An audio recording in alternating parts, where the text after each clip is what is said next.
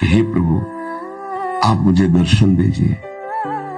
मैं आपसे मिलना चाहता हूं क्योंकि आपका बच्चा हूं। सुना है कि मैं आपका अंश हूं। एक बार मैं आपको देखना चाहता हूं। एक बार मैं इस शरीर के राग से जीवन मुक्त होना चाहता हूं। उत्तर की सुबह थी। उत्तर प्रदेश के कानपुर जिले के अखरी गांव में एक नन्हा सा बच्चा इस दुनिया में आया। नाम था अनिरुद्ध कुमार पांडे। उसके पिता शंभू पांडे और माता रामादेवी पांडे साधारण किसान थे, लेकिन घर में भक्ति और भगवान के प्रति गहरी श्रद्धा हमेशा दिखाई देती थी। गांव वाले कहते थे कि उनके घर का माहौल कुछ अलग था।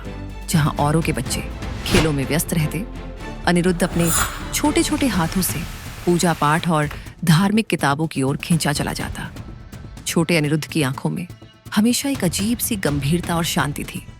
वह न रोता न ज्यादा हंसता, लेकिन जो लोग उसे देखते वे महसूस करते, ये बच्चा साधारण नहीं है, इसमें कुछ खास है। गांव में उसकी यह अलग छवि धीरे धीरे सबके सामने आने लगी। हर कोई देखता कि यह बच्चा केवल जन्म लेने नहीं आया, जैसे उसके जीवन में कोई बड़ा मकसद लिखा हुआ हो।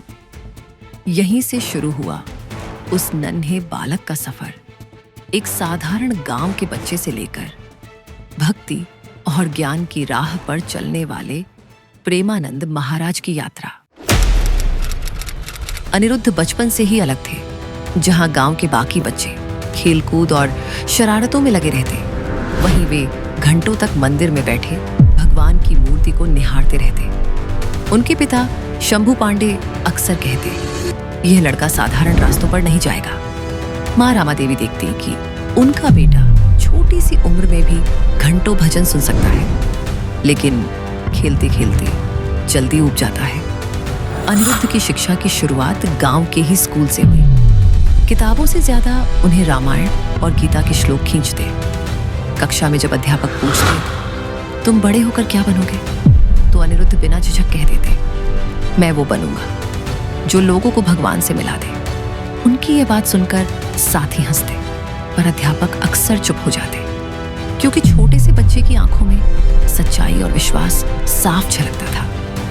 धीरे धीरे पढ़ाई के साथ साथ उनकी रुचि पूरी तरह भक्ति और आध्यात्मिक ज्ञान की ओर बढ़ने लगी। वो गीता के श्लोक कंठस्थ कर लेते, रामायण की कहानियां सुनाकर सबको मंत्रमुग्ध करते थे। गांव वाले कहते, ये लड़का अपने साथियों जैसा नहीं है, इसमें किसी संत की आत्मा बसती है। जैसे जैसे अनिरुद्ध बड़ा हुआ, उसकी जिज्ञासा और भक्ति और गहरी होती गई। स्कूल की पढ़ाई, खेलकूद, दोस्तों के साथ वक्त बिताना उसे संतुष्ट नहीं करता था। 13 साल की उम्र में उसने अचानक घर वालों से कहा, माँ, पिताजी, अब मैं अपना जीवन भगवान को समर्पित करना चाहता हूँ। माँ रामादेवी की आंखों में आंसू आ गए। पिता शंभू पांडे गंभीर हो गए, कुछ कह नहीं पाए। गांव वाले हंस पड़े, इतनी छोटी उम्र में साधु बनना, ये क्या करेगा। लेकिन अनिरुद्ध की आंखों में दृढ़ता थी। पेट की भूख मिट जाएगी, लेकिन आत्मा की भूख केवल भगवान का नाम ही मिटा सकता है।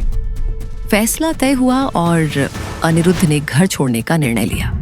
रास्ता आसान नहीं था, जेब में पैसे बहुत कम थे। पहली रात खुले में सोना पड़ा। ठंडी हवा और भूख ने परेशान किया। कभी कोई राहगीर रोटी देता, कभी साधु पानी पिला देते।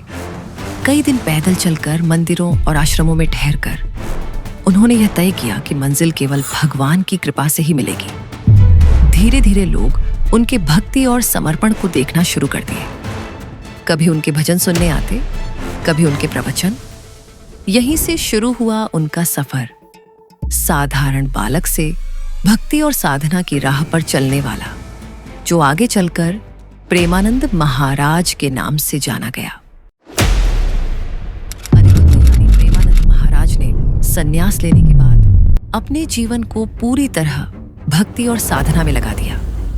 खाने पीने, नींद और आराम की चिंता अब उनके लिए कोई महत्व नहीं रखती थी। दिन भर वह ध्यान, भजन और भगवान के नाम का जाप करते। रात में अकेले बैठकर वह धार्मिक ग्रंथों और जीवन के रहस्यों पर विचार करते। कभी कभी भूख लगती, कभी ठंडी हवा से कांपते, लेकिन उनकी आंखों में संतोष और शांति थी।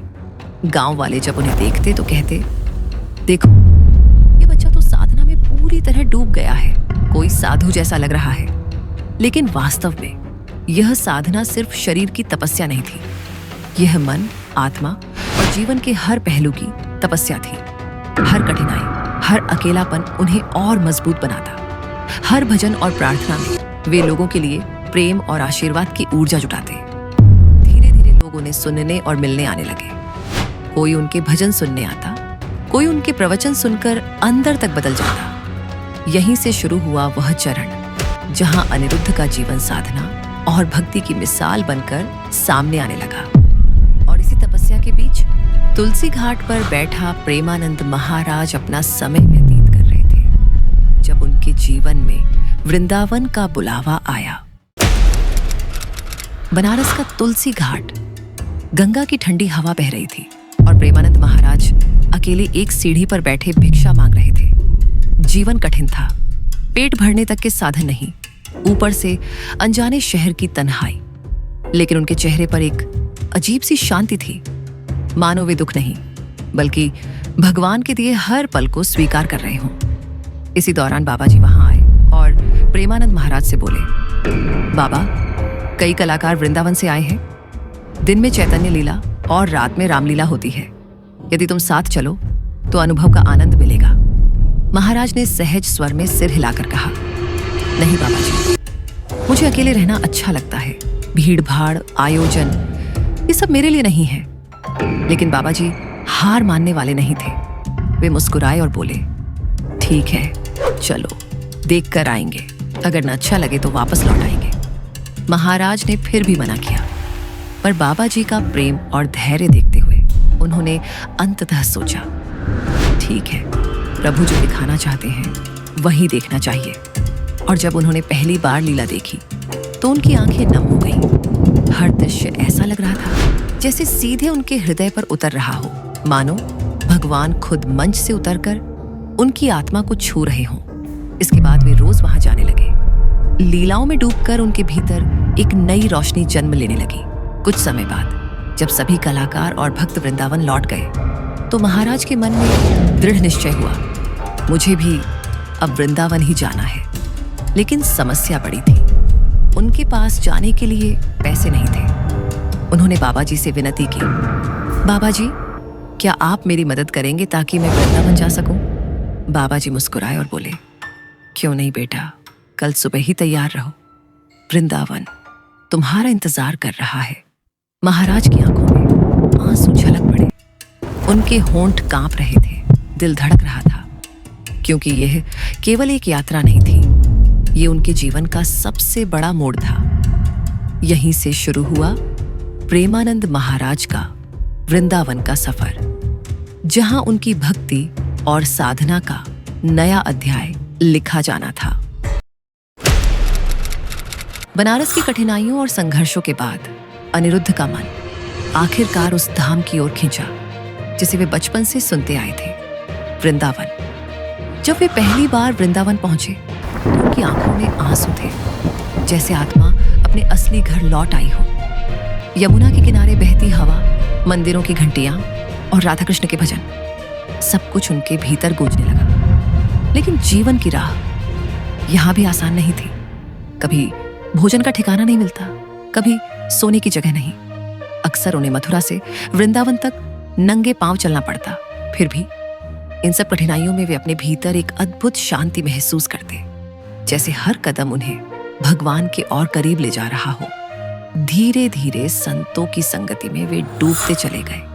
किसी ने उन्हें गीता सुनाई, किसी ने भागवत, तो किसी ने बस दया और प्रेम से उनके मनोबल को संभाला। यहीं से उनके भजन और प्रवचन लोगों तक पहुंचने लगे और लोग कहने लगे, इनकी वाणी में कुछ ऐसा है जो दिल को सीधा छू जाता है। पर तभी जीवन ने एक और कठिन परीक्षा ली। वृंदावन में साधना के बीच उनकी तबीयत बिगड़ने लगी। डॉक्टरों ने जांच की और बताया, दोनों किडनियां खराब हो चुकी हैं और 5 साल से ज्यादा जी पाना मुश्किल है। ये सुनकर कोई भी टूट सकता था, पर अनिरुद्ध ने टूटने के बजाय और गहराई से भगवान को थाम लिया।